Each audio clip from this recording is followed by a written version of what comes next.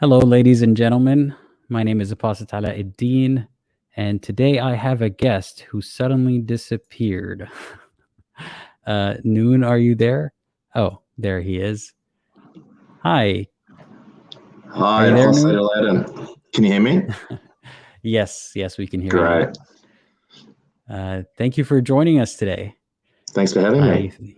You dipped out for a second there. So tell me a little bit about yourself. Let's start with the name. What is Noon?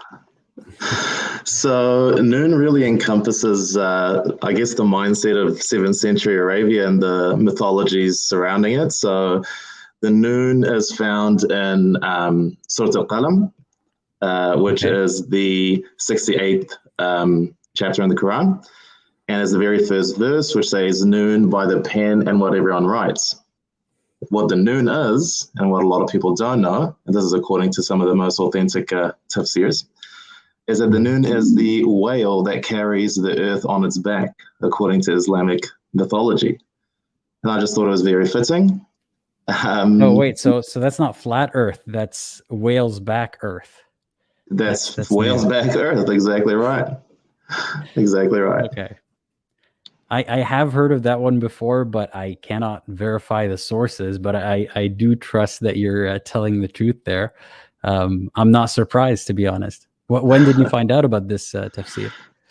Well, look, growing up as a Muslim, you obviously just learn the Quran just off by heart. You don't really understand the Quran too much. You don't look into the tafsirs too much unless you're challenged to do so.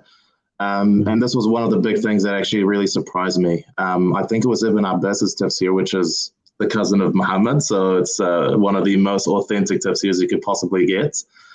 And yeah, I mean, it was just mind-blowing, really, that this type of mythology really does exist. And when you really dig down deeper into Islamic mythology, you see a lot more similar traits.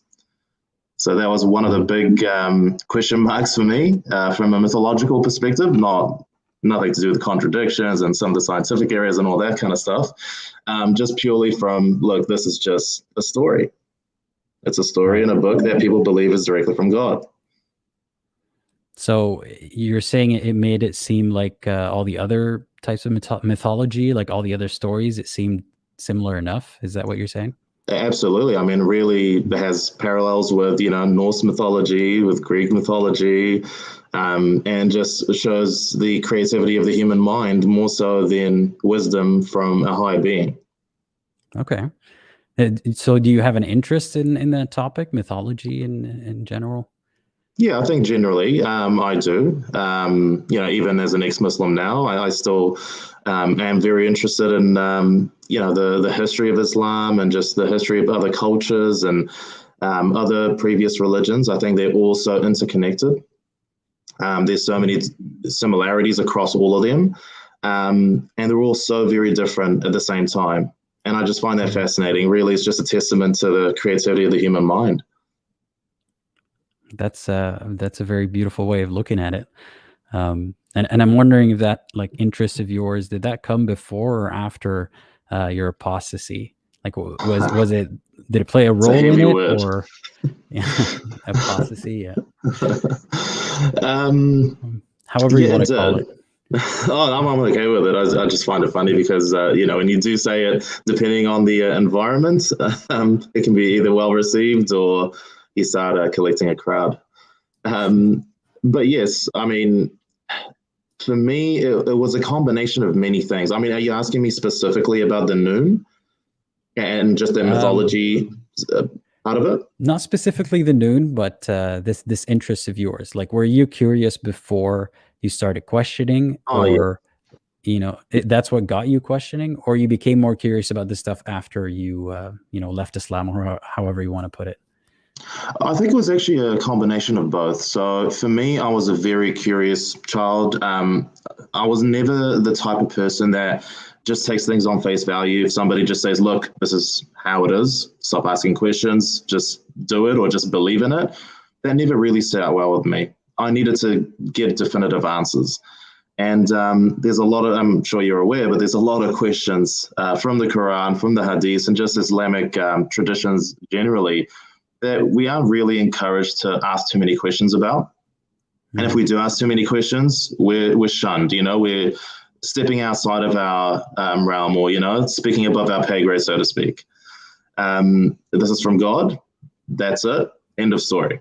And so that never really sat well with me. So I ended up kind of going down paths of seeing different Islamic apologists. I think one of my first memories would have been with Ahmad Didat. I just thought he was just brilliant. He was just dismantling all these Christians with his, photographic memory. And I found that so inspiring. But what really led me to start thinking was because of Ahmad Didat, actually, I was always debating with some of my Christian and atheist friends, well, mainly Christian friends. And they would present to me things that I've never heard about before. And I was raised in a certain way, Islam is peaceful, Islam is this, it's the truth, yada, yada, yada. And that really challenged my thinking, gave me a lot of cognitive dissonance. I was like, there's no way that this exists.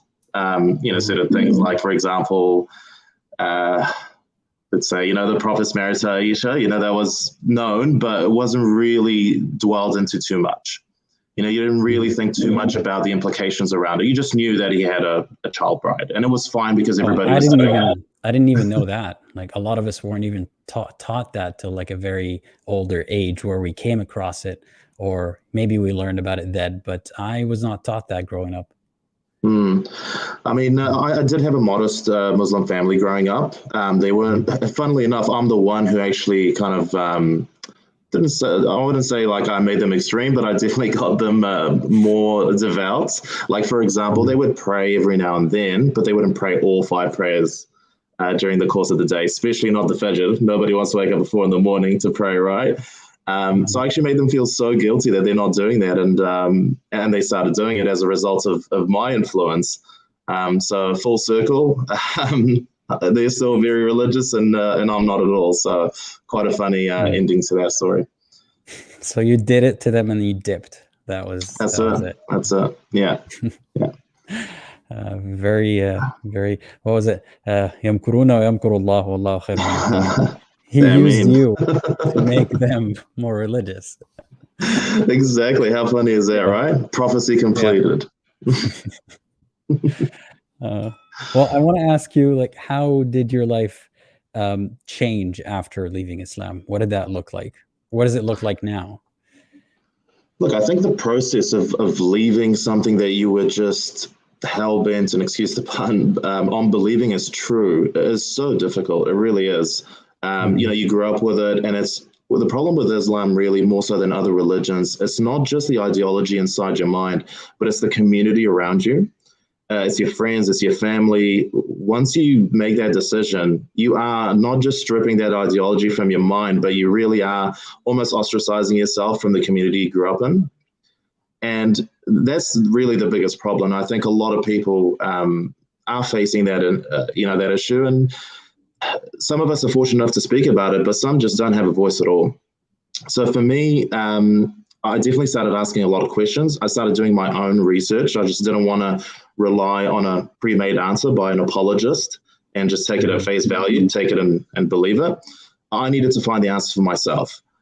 And for me, it was just seeing the similarities of different religions. I mean, you know how Muslims love, are we allowed to swear here, but shitting on Christians especially. They're just saying, your Bible's corrupt and this and that. But it's kind of funny because, really their issue is around the Jesus story, but they have no problem with believing in Adam and Eve, Jonah and the whale, the Gog and Magog, and all of these other stories. That's true, but the Jesus part is not true, and that's where the problem is. So I found that really hypocritical in a way. So, like, for example, the Christians are 90% right. It's just that 10% that we have a big problem with. And same with many other situations where I would just see, like, why are we doing this? Like, Islam is such a ritualistic belief system. For you to actually get closer to God, you have to perform these rituals. And that's how you actually get closer to God. You can't just talk to him. You have to actually perform these rituals at a particular time. And what really, I think, was the biggest part of me starting to think was Eid al-Adha. Eid al-Adha for me was just, I mean, I did it. And as a kid, I'm sure you've experienced something like this as a male Muslim growing up. You have to slaughter your own sheep at one point to show your masculinity. And Thankfully, you're coming I of didn't age. have to do it. I wasn't in my home country when, when the age came that I had to do it. So thankfully I didn't have to do that, but I was traumatized watching it die. So Exactly. That's exactly what happened to me, right? So them, just grabbing a sheep in front of its family and, hanging it upside down, and it's just horrible. It really was. But just that to me was no different to the oldest pagan ritual of an animal sacrifice of the gods. I mean, is that not exactly what it is? And I've had so many different conversations, especially around Eid al-Adha with my family and, other friends and other people. The response I always get is, it's for feeding the poor.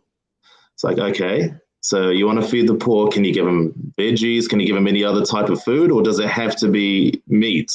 If the intention is truly to feed, I mean, it doesn't really matter, right? But it's the actual ritual practice of slaughtering an animal, spilling its blood for God. That is really what got me, I mean, at the end of the day, that is just clear-cut paganism. It's paganism 101. So okay, so these rituals, like, they're very obviously pagan and you don't have to do those anymore. Did you feel like there was something missing now that you weren't doing these rituals anymore? Did you replace them with something? Did they benefit you before?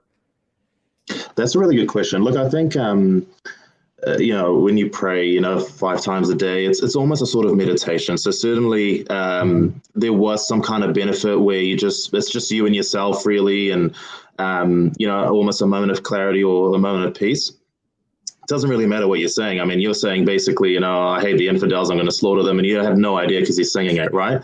It's tilawa and all of this. So you don't really think about it too much, but you're saying what you need to say to get closer to God. So for me, it was a little bit challenging when I decided to stop praying slowly. It was like, I mean, am I right or am I wrong? Like, am I going to go to hell for not praying? I know that every prayer that I miss, I'm going to have to wadha, or what's the English word for that? Make up for it on a carpet of fire in hell, right? So am I willing to take that risk? Am I willing to take that risk? And so just that fear, that instilled fear, was definitely difficult to strip away from. But I think once you realize that really it's all just bullshit, and it is worth taking that risk, and I'd rather have, unanswered questions than questions that can't be answered. So I'm willing to go through that struggle to find out, and if we have the answer at the end of the day is I don't know, I'm comfortable saying I don't know. And so that really was the biggest change in mindset. Instead of just being arrogant and assuming that I know everything because some book told me so, or some bearded man told me so, I'm happy to say I don't know, and let's find out together. So that was a big paradigm for me.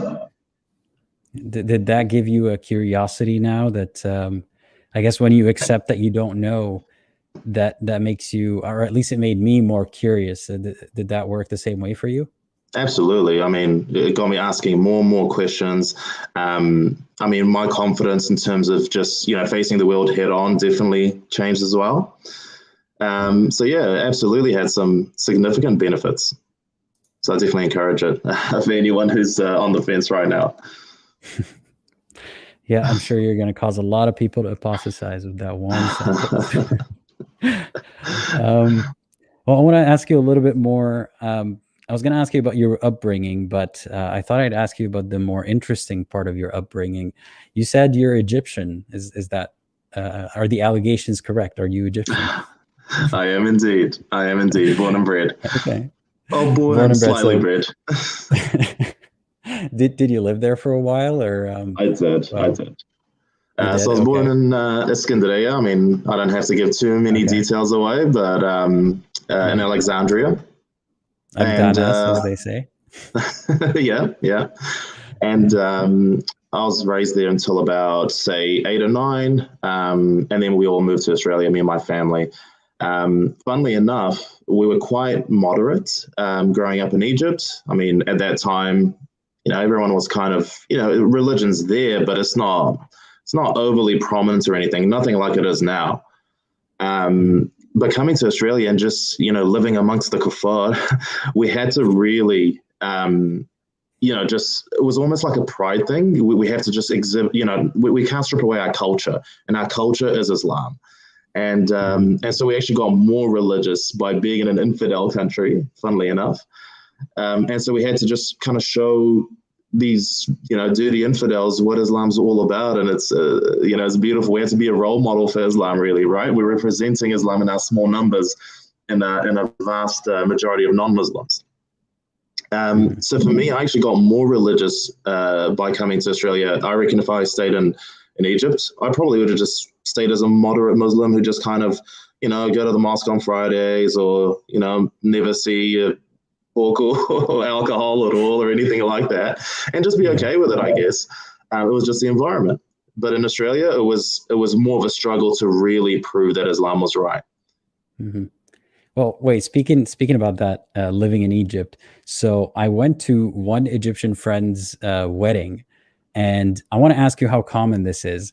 I know that people are still kind of conservative in Egypt, right? It's not as, I suppose, liberal or secular as some of the other countries there. But I was told that there would be belly dancers at weddings, like Muslim people's weddings. Is that true? Like, I've seen one at that wedding. Okay, so how does that not feel awkward? Like, well, I mean, is it not awkward that Muhammad had 13 wives and multiple sex slaves? I mean, that's out of the bag now, right? But they don't know about that stuff. They don't know about that stuff. But you're watching a lady belly dance, and like your husband is sitting right next to you if you're the bride. It's just such an awkward, weird situation. How do you justify that as an Egyptian? Supposed to you just look to the ground, you just look to the ground God. And just, pray for forgiveness. But obviously everyone's peeking, right? So it's very common. It really is. With them, like, was that a thing back then? Because I remember a lot of my friends would like go to weddings during the summer, and then their profile pictures would be a photo with the asa, the belly dancer. That's very rebellious. That's very rebellious. Yeah. Okay. But it is very common, very, very common. And I mean, even nowadays, you might have some very religious people, but they'll have some alcohol in the wedding, and just like a celebratory champagne. But after that, Friday comes, they're in the masjid, so it is quite funny. Yeah. Well, okay. Since we're still on the topic of Egypt, I want you to tell me, what is your favorite Egyptian dish? Do you actually prefer Egyptian food to Australian food? Oh, that's a great question. I don't know if I prefer it. I mean, it definitely gives me some nostalgia, right? So when I do have the offer or the opportunity, I definitely take it. But just your staple dishes like molokhaya or koshari, or I mean, we don't have things like in Australia, like ruz bil aranab, which is, I guess, stuffed rabbit. But that is something that I remember having, much younger. I haven't had that in years. But I think those two dishes would probably be the most prominent for me in terms of memories and in terms of connection to my culture.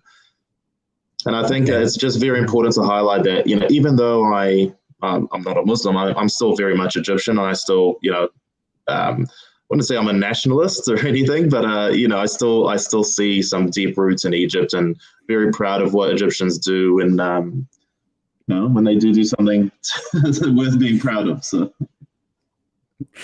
all right, it must be nice to be that. What's the word for it? Watani? That's nationalist, I suppose. Yeah, just a little bit less than that. Yeah. Yeah.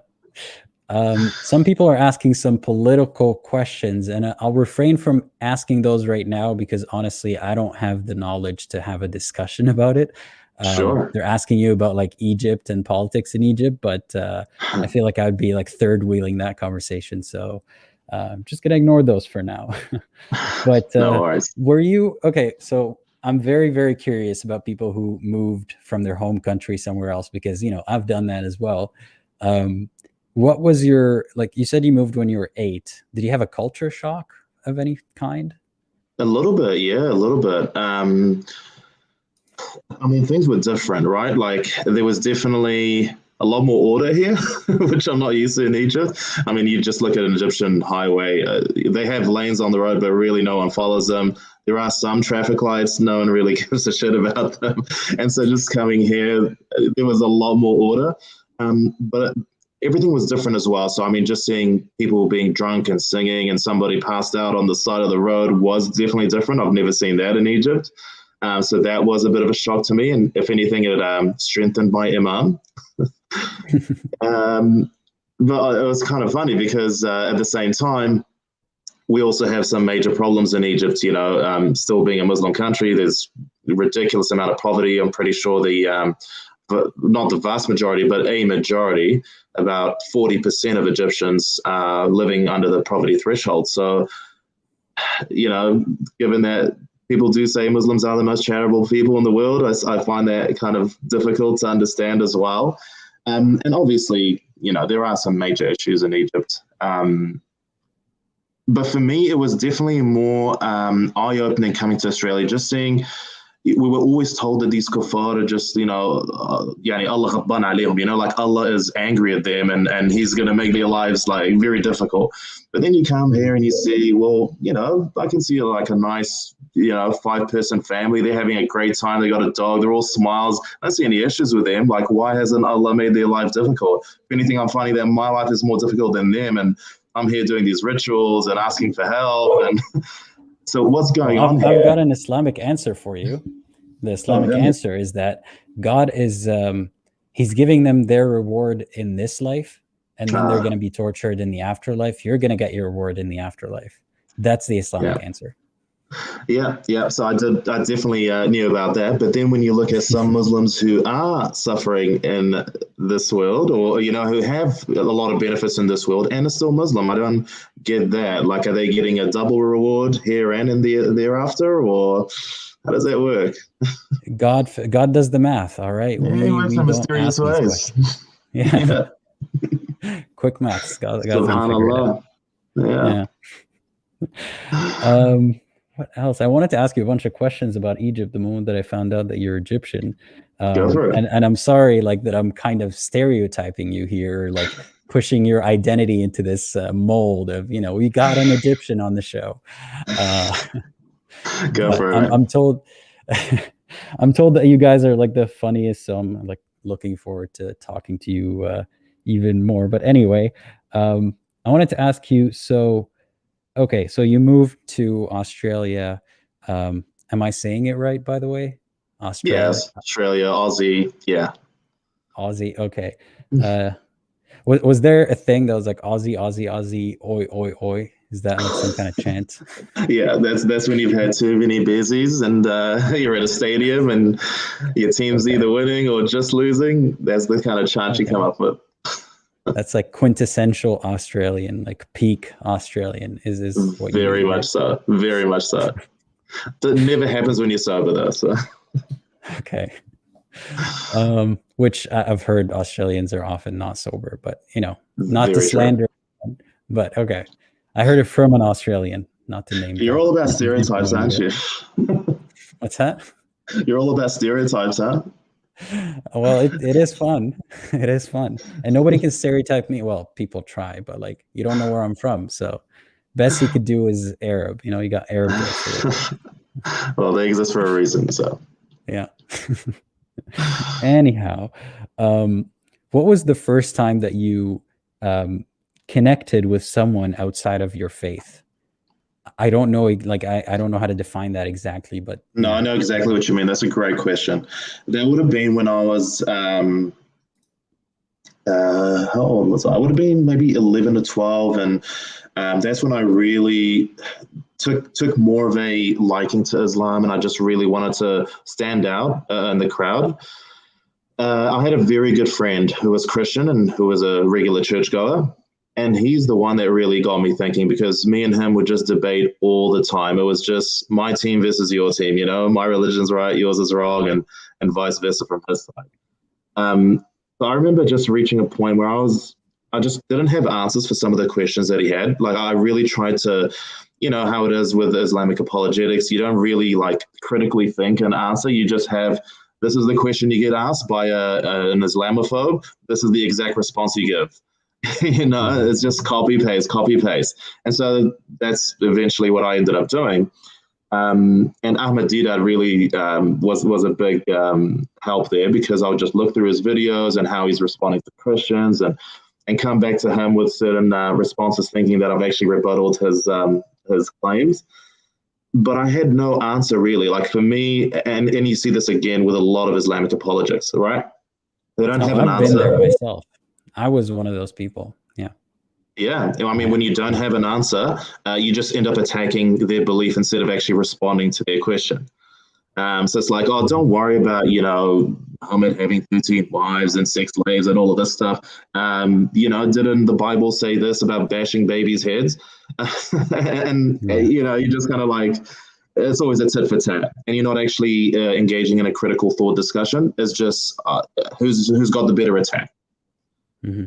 And until really where I got challenged, I was like, you know what? I actually do really need to find some answers here, because I can't just rely on copy-pasted responses. And only when I really dug down and started looking to see, are there other people that think like me? Am I the only one who's like being influenced by shaitan here, or what's going on? And to my surprise, I just found so many others. Like, I don't know if you know, like Hamid Abdul Samad, who's an Egyptian ex-Muslim. I think he's atheist, but he's more of a like a pacifist. He really just wants people to kind of believe what you want to believe, but your religion should never have any kind of control or any kind of power within government, and I absolutely support that. There's a very famous Egyptian guy. They call him the Lion of Egypt. His name's Sayyid al-Qimni. He's just absolutely brilliant as well. Oh, he is just brilliant. I found like people like Al-Akh Rashid, who's actually Christian. I don't really agree with him theologically, but some of the points he makes about Islam is just incredible. And even like Christian Prince, I mean, yeah, he's like, I'm 50-50 with him. Like he is great in terms of a source for some Islamic stuff. I mean, at least to give you like a guide on where to look. But again, I do disagree with a lot of things that he does in terms of his, maybe his attitude and his, just his conduct in general sometimes is a little bit off-putting for me. But just seeing that there are other people out there that are actively speaking and really thinking outside the box and not just following the status quo, it just led me to just, put 2 and 2 together. And I just really came to a realization to say, look, God has to be 100% perfect. Therefore, the Quran and the Hadiths have to be 100% perfect. And if there is just a 0.01% of a flaw, then it's no longer perfect. And I just have to accept that. Mm-hmm. So did that lead you to, like, I'm trying to remember what we were talking about earlier. So you were debating your Christian friend, and that led you to eventually arrive at these conclusions. But I'm wondering if you ever felt like some kind of a connection with him or with someone else outside of your faith during, while you had faith, or did you always see them as adversaries or others? I see. Yes, look, it was more like, look, because, for example, if you were stuck on an island and there's only alcohol and there's only pork, then it's halal in that case. So me being in a Western country where there's no Muslims, I had to be friends with these guys, right? I had no other option. Mm-hmm. So it was a little bit of that in the back of my mind, like, yes, I can be civil with you. But at the end of the day, if push comes to shove and an Islamic State gets established, like, we're probably going to throw down. So you actually thought of that stuff? Like, yeah, the back of my mind, absolutely. And it is kind of shameful, isn't it? I mean, just having that that hate towards another human being simply based on the ideology or choice of religion. And unfortunately, you still see that. Even with Muslims living in Western countries, they have that in the back of their mind. And there's a very famous tafsir by Ibn Kathir who says, we smile at their faces while we hate them in our hearts, or something along those lines. And that's certainly something that was kind of instilled in us. Don't let these kuffar influence you. So, be friends with them. You can work with them. You can, study with them, all of these things. But keep in the back of your mind that they are not like you. You're going to go to heaven. You follow the truth, and they're going to burn in hell. So, Okay. I mean, it's terrifying really talking about it now, but unfortunately, that is just the mentality that's instilled in you from when you're a child. And you weren't able to get over that as a Muslim? It definitely, look, I mean, it's definitely difficult to work through, right, mentally, because you just see this person who's just so genuine. You know, you meet people that are just really nice people. There's nothing wrong with them. I don't see anything wrong except the fact that they're not Muslim. Like they donate, they are nice to other people. They never slander anybody. They've never stolen, never killed anybody. I'm just thinking, look, some of these people are actually better than Muhammad. Seriously, like I mean, how many of them have actually put an assassination attempt out? Not a single one that I've met. So, um, and that's really what got me thinking. Like, we've been told that Muhammad is this great role model, but I'm meeting people here that are significantly better role models than what I'm reading about Muhammad. And so, what's going on here? And that was really a bit of a brain short circuit at that point. So yeah, well, I mean, just to answer your question, it was very difficult to just face people, but have kind of an underlying, I guess, an underlying hatred in my heart for them. That's I'm sorry to hear that, but I'm proud of you for just coming out and saying it. You said it was shameful, but honestly, there should be no shame in that, because you're looking back at it and you've learned from it. I don't even know if you were completely in the driver's seat in that kind of mentality, especially as a young person. Like I tend to want to cut people some slack as when they're young, because those are their formative years, you know? I personally, like, just talking about this reminded me of when I was in maybe like the first year of primary school. There was a bunch of kids just bullying this Christian kid, and I kind of joined them without like knowing why. I This wasn't. is in a Muslim country. Yes, in a Muslim Yeah, country. There were yeah. a few Christians here and there. We were like, mind you, like just finished kindergarten, like, a few months ago. Um, and I saw some people that I recognized, and everybody like around me, everyone was Muslim, except when someone isn't, we notice, Mm. and I don't remember what it was. They were just picking on him, and I asked them why, and they're like, "Oh yeah, he's a Christian." Like I swear this sounds like it's some kind of a story made up to vilify people, but that's just how it went down. And I personally, I kind of felt like I was teaming up with them, and I had no idea why. Um, and it took like up to an adult at some point asking me like why were they doing that to that kid? And I said why, and I was ashamed when I said it. I said because he's a Christian. I was like, wait, does that mean that he deserves to be bullied for that? But the point here is, like, I thought I was a good kid, right? And I was too young to have control over my own thoughts when I was influenced by, this underlying unity that we have as an ummah, right? As a religious people, you're automatically closer to your religious brother in Islam, as they call it, right? Yeah. And that means that you still see that now in less sinister ways. But when, for example, if someone's going against an ex-Muslim, just slandering them or just critiquing them, whatever you want to call it, Muslims rally around them because that's our brother that's fighting an enemy of Islam. There's so many people who come up to me and they're like, "Stop spewing hate." I'm like, "What are you talking about?" And it turns out they've never watched any of my videos. So Mob I swear to mentality. God. Yeah, it's mob mentality, and point of it is I've fallen for it. Obviously, I was way younger and I've learned from it, and I'm sure I will make mistakes again that I'll learn from. But I feel a little bit of shame for that. But 2 minutes ago, I told you not to feel shame. So No, I feel there's you, that. mate. I mean, and this is part of us kind of really just evolving, as human beings, just looking back at some of the things that we did when we were so indoctrinated and just say that was wrong, and just admitting that that was wrong. There's nothing wrong with actually unlearning, relearning, and learning again. And that's the whole process that we really need to just recognize and make sure that everybody's on board with, because, I mean, what kind of progress are you going to get if you're just stuck in your ways, right? I agree. Well, I don't want to keep you for very much longer, so I want to ask you another question, and then leave it to you to see if you want to ask me anything. Sure. But I was wondering, and I know a lot of people are wondering this. What do you believe now? Like, I know you're probably irreligious. Correct me if I'm wrong, but Correct.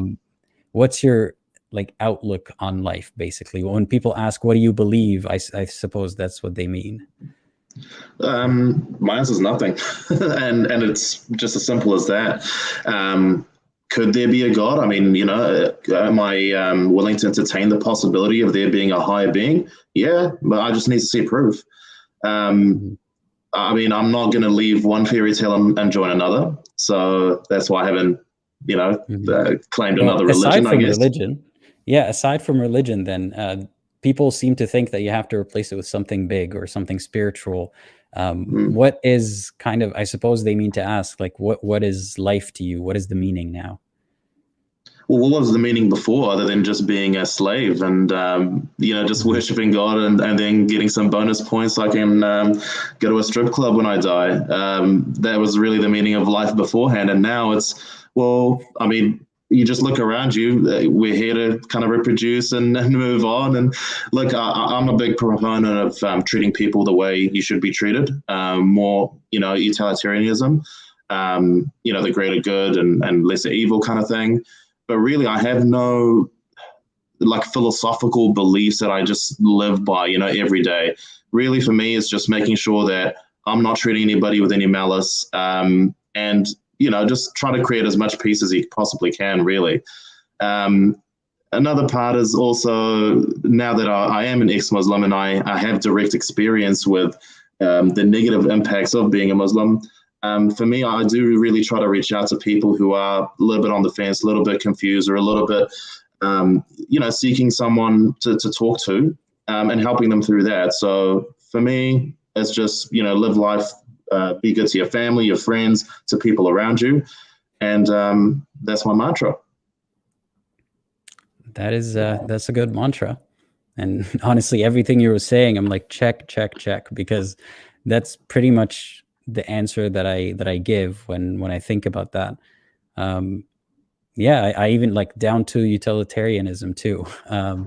Yeah. But that's good. I know that sometimes people hear this and they think it's too simple, as in the answer has to be a lot more nuanced or more complicated than this. Mm. For example, like religion is seems like an answer big enough to fill those shoes. But I don't think so. If anything, when you have fewer rules to like consult before you make a moral decision, it's easier, isn't it? Like there's fewer factors to consider. What do you think? Oh, absolutely. I mean, I've had a few run-ins with practicing Muslims who'll say, "Well, now that you don't have a set of rules to live by, an objective moral code, what's stopping you from fornicating with your mother?" You'll Oh get these kind God, of questions. I mean, they're that's the very. classy way anyone's put it. Okay, that's not how Uh, people have been saying it to me. But Oh, yeah, I know. fornicating. Yeah, you know exactly what I mean. And so Yeah. for me, that is deeply troubling from whoever's actually saying that, because it's like, are you telling me that the only reason you haven't done that with your mother is because of the Skybook? Oh God, yes. Yeah. And it is just a terrible mentality. So for me, I'm not doing right and wrong because a book told me to do right and wrong. I'm doing it based on the actual results you see, right? Hmm. And that's how I try to live. Yeah, that makes sense to me. Um, and I don't know if I have anything to add to that. But I wanted to ask you, Infidel Noodle has blessed us with her presence here today. She Oh, said, accent is slightly Kiwi too. What's that about? okay, spotted. Yeah, I did live in New Zealand for a little bit. I lived in New Zealand for about 5 years, so I did pick up a couple of accents there. Yes, I mean Oh, you'll see a mix of like some broken Egyptian, some Australian, a little bit of Kiwi. So yeah, that's good noticing. that's okay. That's a pretty good catch, That is a good Noodle. catch. A bunch of people are asking you about Cairo Key. What do you think about them? The band. I Do you know anything about them? no, not at all. Have not heard of them. Okay. Sorry, guys. Sorry, guys. A lot of people are disappointed right now. But Noodle says, dude, I live there too. Twins. You guys should Oh, just look at start that. another live stream. Look at that. Um, Wow. I'm going to take a few more comments if you don't mind, if you don't have Yeah, to. go for it, for sure. Someone's saying, I can't detect no Egyptian, LOL. I guess you speak without an Egyptian accent. Can you put on an Egyptian accent for the people who are asking for it? Like an Egyptian English accent? Yeah. Are you able to do that? Because some people can't. Well, I mean, with the Egyptian accent, it's obviously just replacing the TH with a Z, right? So it's like, this is where you go to this place, and you go to this place. And You're pretty good at it. Yeah, you're pretty good. That's what it sounds like. Oh, someone's saying you're a sinner. How could you not know the Egyptian band Cairo Key? And then they cry. Well, I'm definitely going to have to look them up now. I'm sorry, guys. Yeah, me too. Very highly recommended, apparently. Yeah, someone was asking a question about, does the Noon think Egyptian Copts are persecuted in Egypt? Do you have something to say about that? Yeah, they definitely are. I mean, you hear stories of, saying, Christians are still people of the book and they're our neighbors and this and that. But the reality is they are definitely persecuted. I mean, you have situations where I'm sure you've seen in the past on the news where a church might get bombed, and then you'll see a whole bunch of Muslims holding hands the next day in front of the church to protect it. But I mean, the bombing's already happened, right? So absolutely. I mean, they certainly don't have as much rights. Like, you will not have like a Christian person in politics, for example, leading a certain party. That will be representative of the majority. You're just not allowed to do that, obviously. So they have limited rights in accordance to Sharia. I mean, Egypt's not very strict on enforcing Sharia, but certainly it's influenced by it, and that is definitely part of it as well. Like, no Christian should rule over a Muslim. I agree with that. It has to go both ways. I don't know why people vilify secularism so much, and especially I've seen from Egyptian dawah men. It seems to be some kind of boogeyman. I don't know if you've noticed that in Egypt. Is that true? Sorry, what do you mean? Secularism itself, like at least yeah, exactly. They always mention that word. They're like Almani, Sohyuni, Nasrani, whenever anyone's like, yeah, they just lump what was it, like Zionists, secularists, and Christians. Apparently, anyone who criticizes Islam is all of those. 100%. That's a very big stigma in Egypt. So the guy that I mentioned earlier, Sayyid al-Qimni, he is a big proponent for Almaniya. And he's been called kafir and all these other lovely words that Muslims love to use against their opponents. But really what Almaniya is, or secularism is just not allowing a religious ruler, not allowing religion to be the core ruler, and everybody is treated equally under law. In an Islamic state, for example, you would have, Ahl al-Dhimma and, Jizya. And I love how Muslims will say, it's just like a tax. Yeah, but it's a tax like based on your belief. Can you imagine you as a Muslim living in a Western country and you paying a Muslim tax? Like, you would not allow it. Yet you would enforce it, under your rule. So, I mean, these are the kind of things that we just don't want. We just don't want religion to be the influencing factor. We have one side of the world that are going, to the moon and thinking about colonizing Mars, and another side of the world just thinking about genital mutilation still. And it's just bizarre, Excuse you, they split the moon first, all right? That is very true. I forgot about that. Did forget about that. Yeah. Yeah. One last question that I wanted to take, and I hope we're ending on a good note here, but not to push you towards an answer. Someone's asking, does Noon have hope for Egyptian society? Yeah, I've got hope for a secular Egyptian society, but I mean, how practical is it? I'm really not sure. I mean, you just look at the state of Egypt, 20 years ago, even, like, not too many hijabs around and not too many niqabs around. And now literally everybody is just covered. It's like highly religious, just sheikhs walking around. Everyone's rocking a beard. And it's not for fashion, right? So, yeah, look, I've got hope. Unfortunately, with despair comes like more religiosity.